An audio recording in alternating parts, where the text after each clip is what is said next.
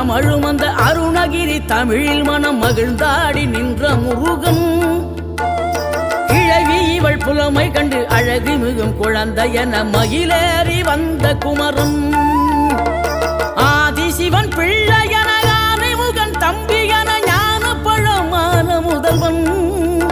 நீ பாடும் குரல் வளம் கொடுக்கும் பனிமலையில் வாழும் அந்த பார்வதியின் இளைய புதல்வன்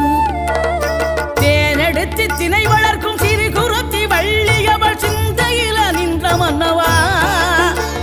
நீ நாடி வரும் பக்தர்களின் நாட்டம் அதை தனித்தருளும் ஞான குருநாதன் அல்லவா